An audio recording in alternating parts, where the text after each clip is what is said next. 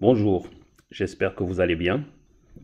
Cet enregistrement s'adresse aux étudiants qui suivent un parcours de chimie organique générale.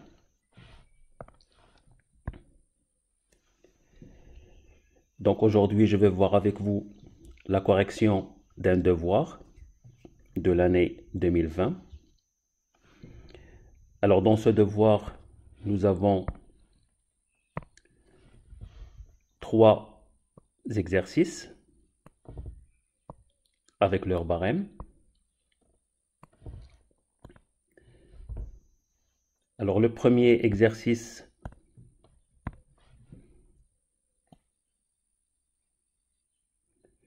dans lequel nous avons une molécule organique avec 3 petites questions sur cette molécule. Le deuxième exercice, donc nous avons une composition centésimale, donc il s'agit d'une analyse élémentaire, donc détermination de structure.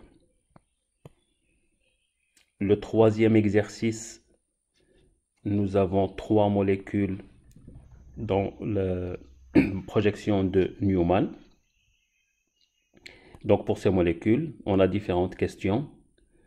Donner la projection, donner le nom, la projection de Fischer, les relations d'isomérie et identifier des molécules chirales.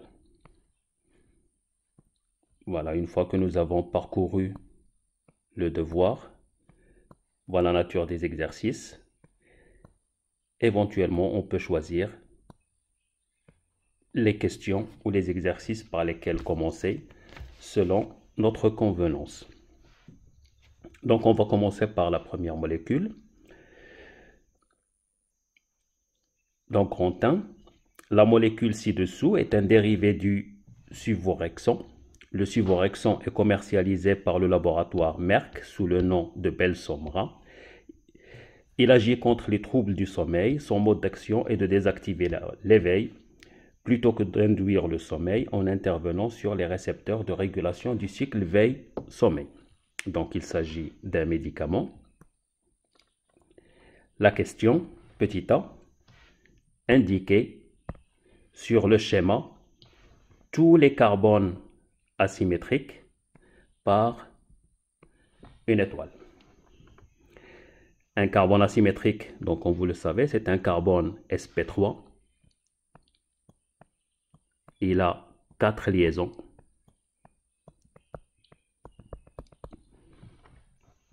Dirigées vers les sommets d'un tétraèdre qui ont 4 substitutions différents. Donc il suffit de chercher dans cette molécule les carbones sp3 et qui ont 4 substitutions différentes. Donc ici c'est une écriture simplifiée. Ici il s'agit d'un CH3. Donc ici aussi c'est un CH3. Un carbone qui a 3 liaisons hybridées sp3. La 4e liaison en écriture simplifiée, c'est un hydrogène. Ce carbone a 4 substitutions différentes. Il est donc un carbone asymétrique.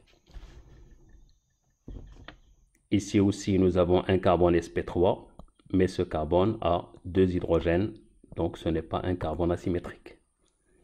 La même chose pour celui-là. Par contre, au niveau de ce carbone, il a 3 liaisons, il lui manque une liaison. Il s'agit d'un hydrogène. Donc ici aussi, nous avons un carbone asymétrique. Donc le reste, ici par exemple, c'est un carbone sp2, ne nous concerne pas. Un carbone sp2 ne nous concerne pas non plus. On a donc dans cette molécule 2 carbones asymétriques. Donc ça, c'est la première question. La deuxième question, on nous demande la configuration absolue du carbone indiquée par une flèche. Donc il s'agit de ce carbone asymétrique. Alors dans ce carbone, il faut classer les substitutions selon les règles de Kahn, Ingeld et Prolog. Donc sur ce substituant, nous avons un azote. sur celui-là un carbone, ici un carbone et un hydrogène. Donc on peut déjà voir ici le premier et H sera le dernier. Ici cet hydrogène, bien sûr, est dirigé vers l'avant puisqu'on a un carbone asymétrique, une liaison vers l'arrière sur un carbone sp3. Toujours le classement selon les règles de Canning-Gildes-Prolog. Donc ici, nous avons un carbone lié aux hydrogènes. Et ici, nous avons un carbone lié à un atome de carbone. Donc le classement, le deuxième, le CH3 sera le troisième. Le sens de rotation pour passer de 1 à 2 à 3 se fait dans le sens inverse des aiguilles d'une montre. Le dernier substituant étant vers l'arrière. La configuration de ce carbone asymétrique, c'est la configuration R.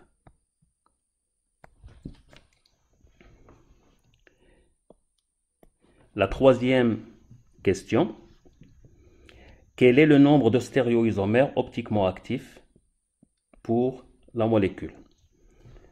Donc pour avoir un stéréoisomère optiquement actif, donc on doit avoir la présence de carbone asymétrique. Dans cette molécule, nous avons deux carbones asymétriques différents. Deux carbones asymétriques. Donc 2 à la puissance 2, 4 stéréoisomères qui sont optiquement actifs.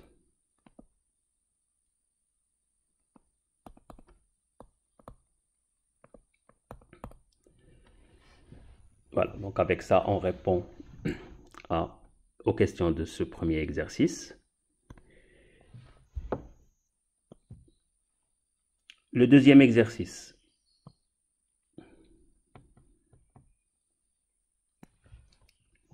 Alors, vous avez ici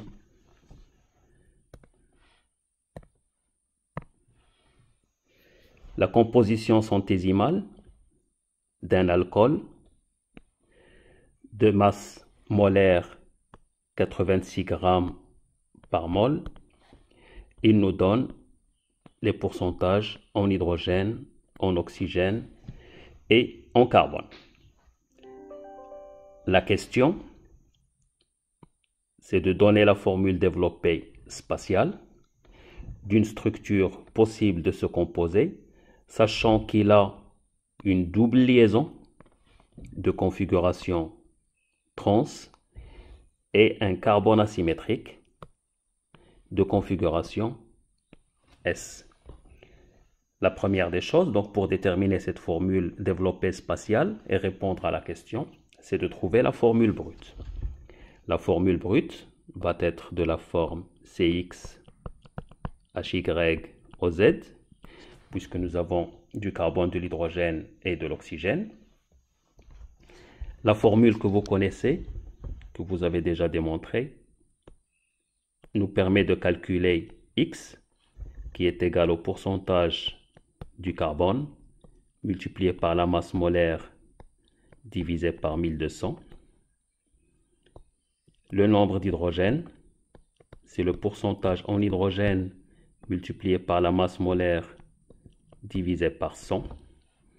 Et le nombre d'atomes d'oxygène, c'est le pourcentage en oxygène multiplié par la masse molaire divisé par 1600. Ou bien on peut déterminer le nombre d'oxygène donc à partir de la formule brute et de la masse molaire et la valeur de X et de Y. L'application numérique, sachant que X, Y et Z sont des entiers naturels, on aura 5 atomes de carbone, 10 atomes d'hydrogène et un atome d'oxygène. La formule brute sera donc C5 H10 O. On peut calculer le degré d'insaturation. pour connaître le type de formule qu'on peut avoir. Donc 2 fois 5 plus 2 moins 10 divisé par 2, degré d'insaturation est égal à 1. Donc on a soit une double liaison, soit un cycle. Et comme dans l'énoncé, on nous indique qu'il y a une double liaison, donc dans la molécule, il n'y a pas de cycle. On a donc dans la molécule une double liaison de configuration trans, une double liaison. Pour qu'elle soit de configuration trans, on doit avoir un hydrogène sur chacun des atomes de carbone. Et donc pour ne pas avoir un autre hydrogène et avoir la stéréochimie trans, on a un carbone et ici un carbone. On nous indique que nous avons un alcool OH et que nous avons un carbone asymétrique, un carbone qui a 4 substituants différents. Un CH3 par exemple et H. Donc ici on a un carbone asymétrique qui doit être de configuration S, une double liaison qui doit être de configuration trans, et on complète avec les hydrogènes. Donc on a un CH3 ici, un carbone avec ses 4 liaisons et un CH3. On retrouve bien la formule brute. On a 5 atomes de carbone. Nous avons l'oxygène et nous avons les 10 atomes d'hydrogène. Maintenant, il reste à compléter la réponse en donnant la formule développée spatiale. Alors, dans la formule développée spatiale, nous avons la double liaison de configuration trans.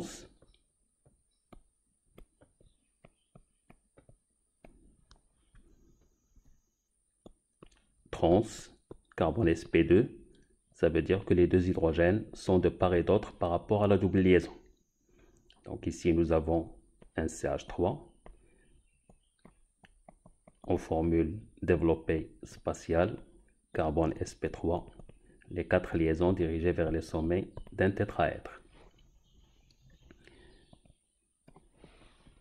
Nous avons ici un carbone qui doit être de configuration S. Dans ce carbone, donc, nous avons un CH3, un hydrogène, nous avons ce substituant et OH. Le classement de ces substituants, donc vous avez OH, c'est classé premier, ce substituant est le deuxième, on a un carbone lié à un carbone, le troisième, un carbone lié à un hydrogène, et le dernier, donc selon le classement de Canning des prologues, c'est l'hydrogène. Donc sur ce carbone, nous avons un CH3.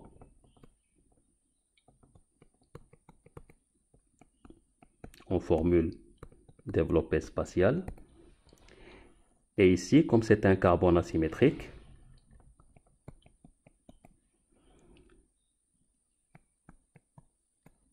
il a une liaison vers l'avant et une liaison vers l'arrière dans sa structure tétraédrique. Les substituants, donc comme nous les avons classés, ici c'est le substituant classé deuxième, le troisième, et dans les deux liaisons ici, on va avoir le substituant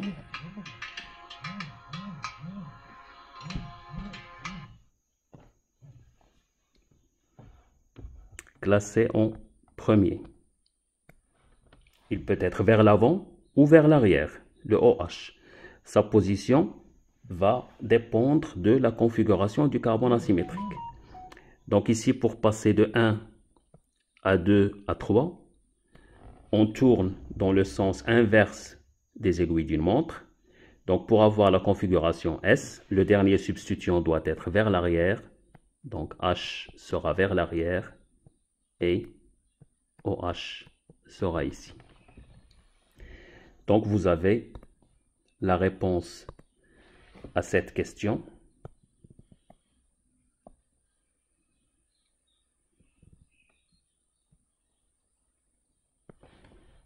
La formule développée spatiale avec un carbone asymétrique de configuration S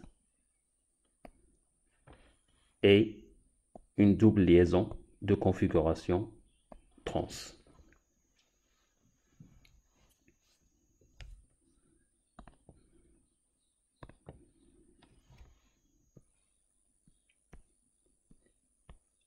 L'exercice suivant. Donc on considère des molécules organiques X, Y et Z. Les trois molécules sont en projection de Newman. La première question, donnez la projection spatiale de Z.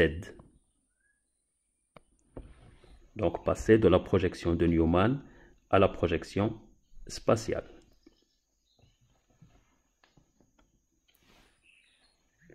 Vous pouvez utiliser le brouillon pour avoir plus d'indications qui vous permettent de bien voir votre molécule.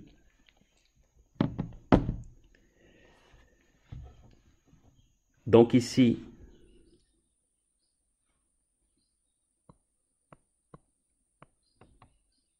nous avons sur le carbone en avant pour une projection spatiale. Donc on a le C2H5 de ce côté, un CH3 qui va être vers l'avant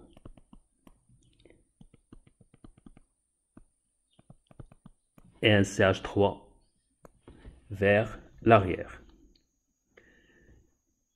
Sur le carbone qui est en arrière du plan, donc nous avons NH2 de ce côté,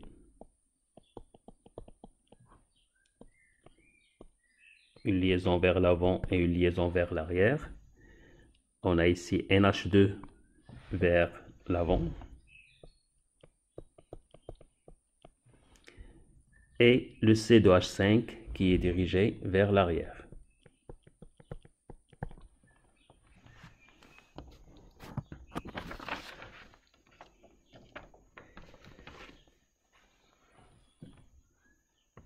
Donc ça, c'est la projection en considérant ce carbone à droite. On peut aussi faire la projection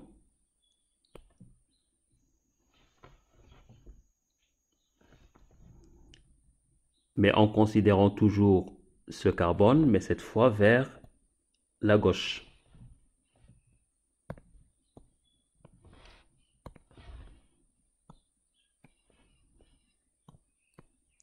Donc j'aurai C2H5, j'aurai un CH3 vers l'arrière et vers le bas, et un CH3 ici vers le bas, mais cette fois vers l'avant. Sur le carbone qui est derrière le cercle, donc en arrière, on a NH2 ici vers le bas.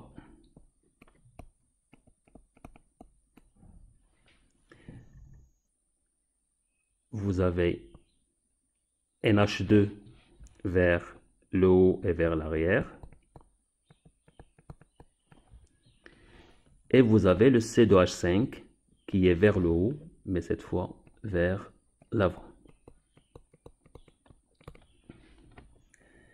On a donc la projection spatiale de Z.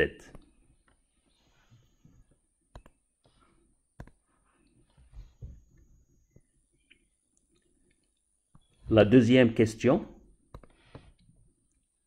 donc il s'agit de donner le nom et la stéréochimie de la molécule Y.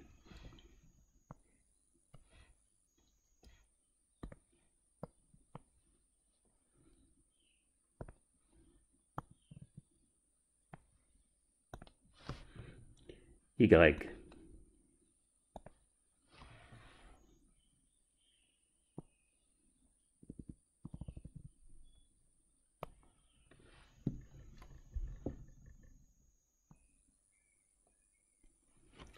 C'est celle-là. Donc ici, on peut donner directement le nom à partir de la projection de Newman, mais pour que ce soit plus lisible et plus simple, éventuellement pour vous, vous pouvez passer à la projection spatiale. Donc si on fait la projection spatiale de cette molécule, donc comme on l'a fait pour la molécule Z, on aura un C2H5, donc ce carbone que je mets vers l'avant. J'ai NH2 qui va être vers l'avant et un CH3 qui va être vers l'arrière. Sur l'autre carbone, on a un CH3 ici vers le bas, puisqu'on a une conformation décalée. On a un C2H5 vers l'avant et NH2 qui est vers l'arrière.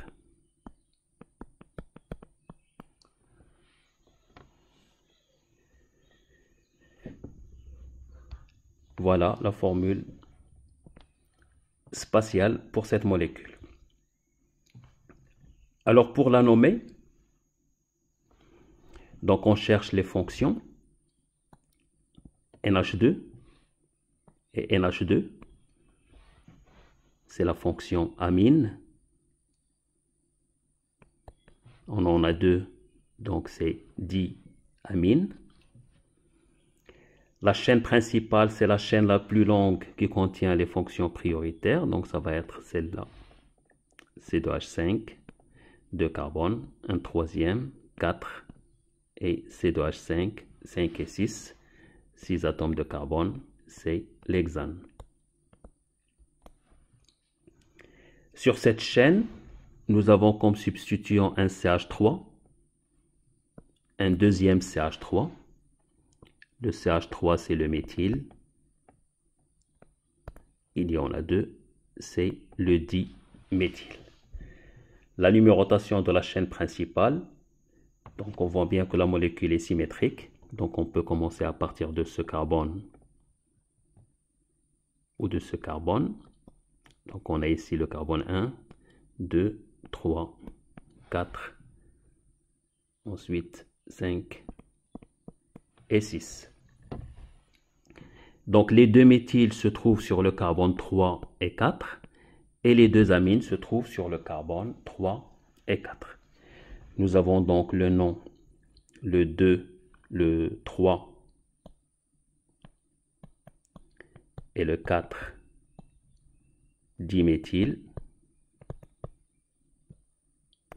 On enlève le E terminal.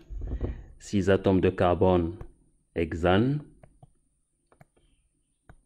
La terminaison ane puisqu'on n'a pas de liaison multiple.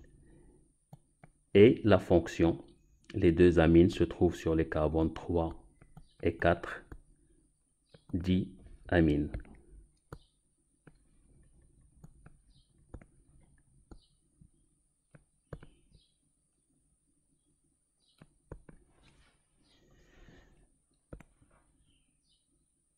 Donc ça en ce qui concerne le nom. Maintenant, il nous reste la configuration absolue des carbones asymétriques.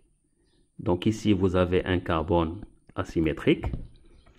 Le classement des substituants sur ce carbone, vous avez ici l'azote, ici un carbone, ici un carbone lié à un carbone lié à l'hydrogène, et ici un carbone lié à l'azote. Donc le classement des substituants le premier, ici le deuxième, le troisième et le quatrième. Pour passer de 1 à 2 à 3, on tourne dans le sens des aiguilles d'une montre, la configuration R, puisque le dernier substituant est vers l'arrière. Donc le carbone numéro 2 de configuration R. Le carbone numéro 3,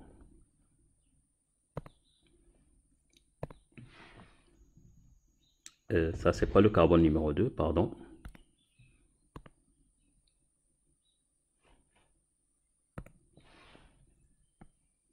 C'est le carbone numéro 3.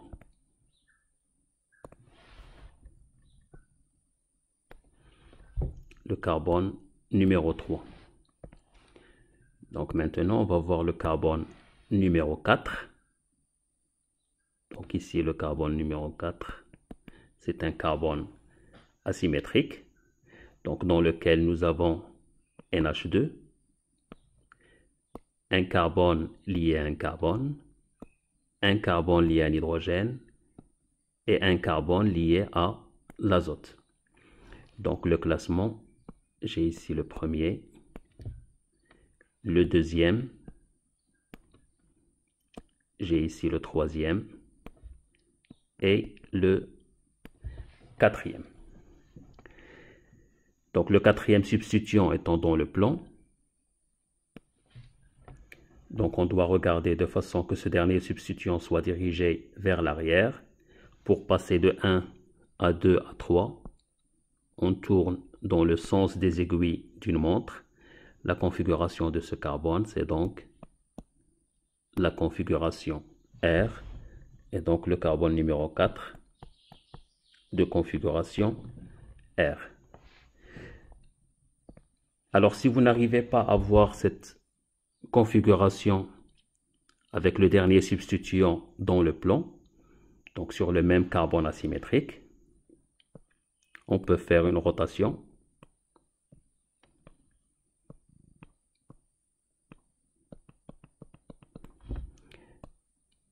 Par exemple, autour de cette liaison, donc je garde le substituant classé deuxième et je vais placer le substituant classé quatrième en arrière.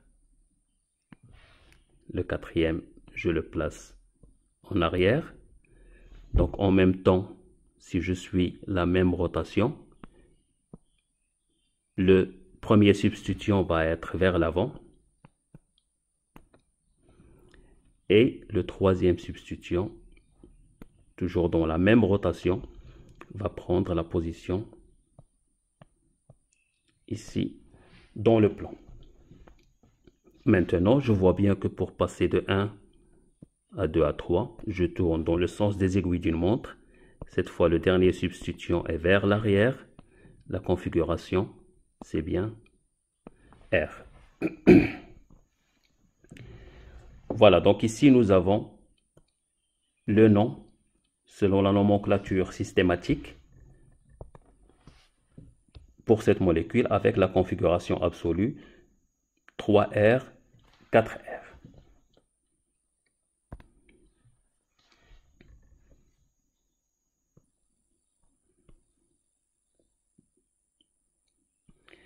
La question suivante, donnez la projection de Fischer de X en précisant la stéréochimie.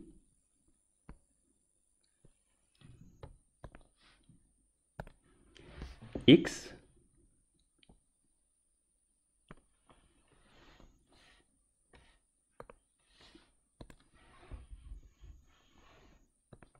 qu'on va récupérer.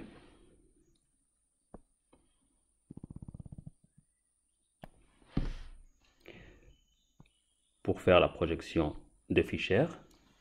Donc, comme vous le savez, la projection de Fischer, donc c'est une projection dans le plan, mais qui respecte les positions dans l'espace.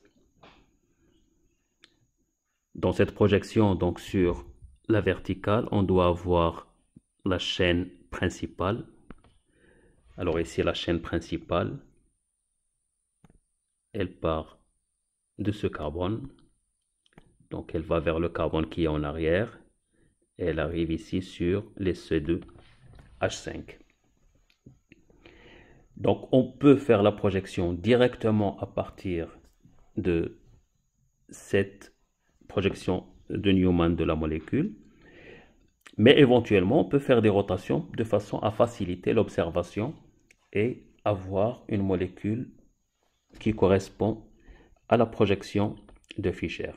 Je vais juste faire une rotation autour de la liaison carbone-carbone centrale en gardant le carbone en avant dans sa position, NH2 et CH3,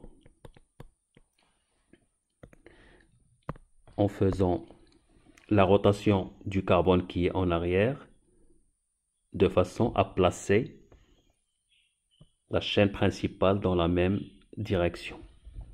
Donc en faisant cette rotation, on ne change pas la configuration de la molécule, on passe d'une conformation à une autre. Donc maintenant le C2H5 sera ici. Donc une rotation de 180 degrés. En même temps, le CH3, faisant la rotation de 180 degrés, sera ici. Et NH2, donc toujours la rotation de 180 degrés, sera ici.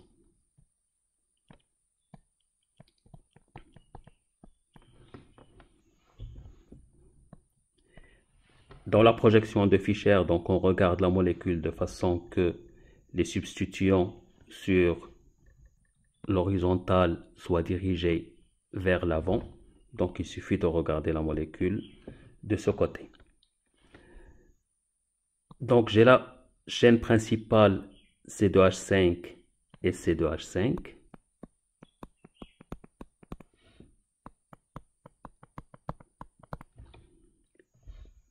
Sur le carbone numéro 3, j'ai un CH3 ici à droite.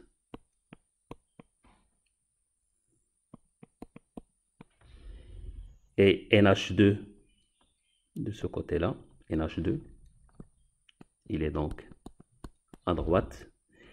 Et sur le carbone numéro 4, donc qui est en arrière, j'ai cette fois NH2 qui est à gauche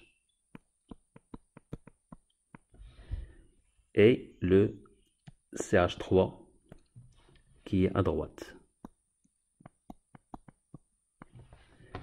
J'ai donc ici la projection de Fischer correspondant à la molécule X.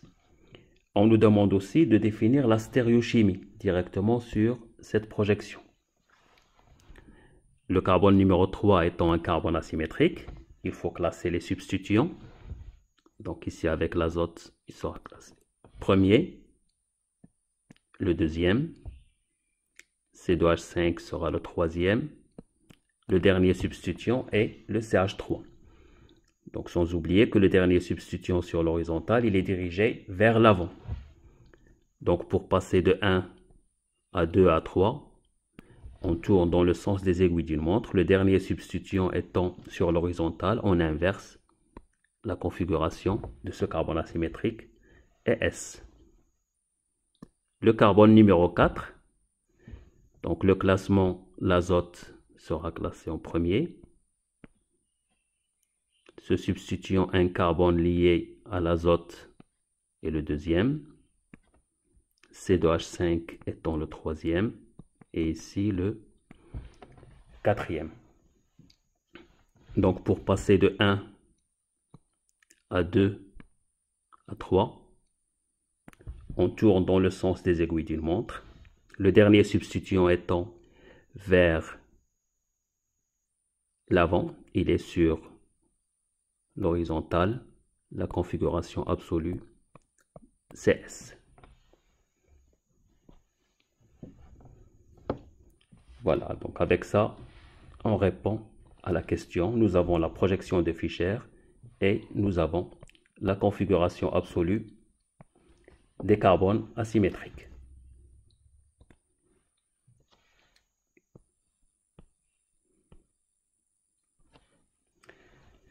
la question D,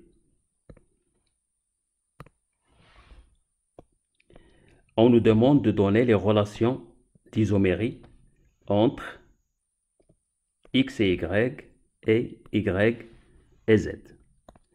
Donc, pour avoir une relation d'isomérie, on doit avoir la même formule brute. Donc, si on compare ces molécules,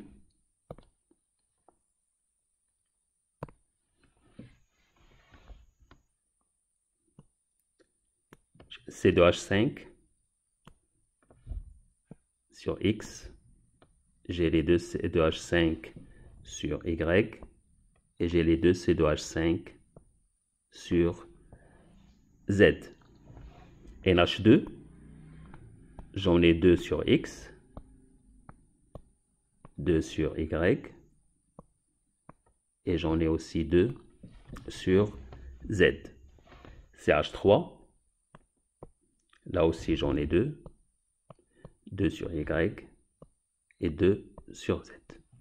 Et bien sûr, les deux carbones que j'ai ici, l'un derrière l'autre, dans la projection de Newman. Donc la comparaison de ces trois molécules montre qu'ils ont la même formule brute. Même formule brute, on peut donc parler de relation d'isomérie entre ces molécules.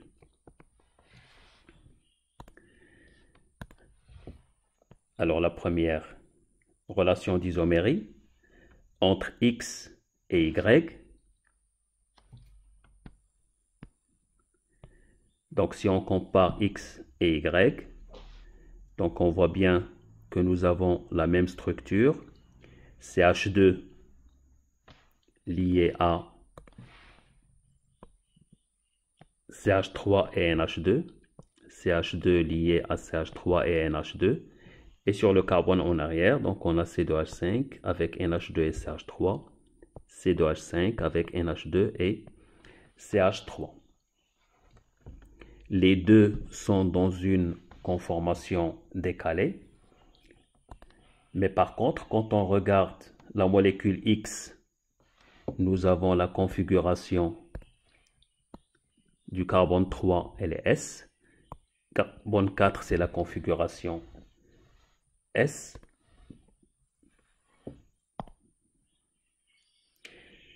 Et quand on regarde la molécule Y, le carbone 3 de configuration R et le carbone 4 de configuration R. On est donc en présence de deux molécules qui ont la même structure, mais dont les configurations absolues des carbones asymétriques sont inversées. Il s'agit donc de deux énantiomères. X et Y sont énantiomères. Image l'un de l'autre dans un miroir. X et Z. Alors maintenant, si on compare X et Z,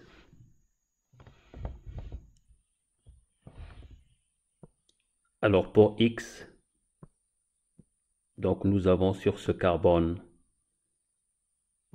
C2H5, CH3 et NH2. Sur Z, nous avons C2H5, on a un CH3 et un CH3. Sur le carbone en arrière, donc on a aussi le C2H5, NH2 et CH3. Mais sur Z, nous avons toujours le C2H5, donc on a une chaîne carbonée de 6 atomes de carbone, mais on a NH2 et NH2. Donc si on compare les deux molécules, nous avons la même fonction, NH2, la fonction amine. Nous avons la même chaîne carbonée, C2H5, C2H5, 6 atomes de carbone, C2H5 et C2H5, 6 atomes de carbone, la même chaîne carbonée. Mais par contre, ici, nous avons NH2 sur le carbone 3 et sur le carbone 4. Dans X, nous avons NH2, les deux NH2 sur le carbone numéro 3. Donc, ce qui change entre les deux, c'est la position. Il s'agit donc de deux isomères de position. X et Y sont des isomères de position. La dernière question, on nous demande de cocher les cases des molécules chirales. Une molécule est chirale, donc si elle est différente de son image dans un miroir, donc si elle présente des carbones asymétriques. Alors dans l'exercice, nous avons vu que X possède deux carbones asymétriques, Y possède deux carbones asymétriques. Donc ici, c'est une molécule chirale. X aussi est une molécule chirale. Par contre, Z, donc si on prend ce carbone, il a deux substitutions différents. Ce n'est pas un carbone asymétrique. Le carbone en arrière a aussi deux substitutions identiques, donc ce n'est pas un carbone asymétrique. Z est une molécule achirale. Et donc pour répondre à la question, on nous demande de cocher, mettre une croix. La molécule X est une molécule chirale. Y est aussi une molécule chirale. Par contre, Z n'est pas chirale. Voilà. Donc avec ça, on aura répondu à toutes les questions de ce devoir. Donc l'essentiel, c'est de bien lire la question et de répondre à ce qui est demandé. Je vous souhaite bon courage et portez-vous bien. Au revoir.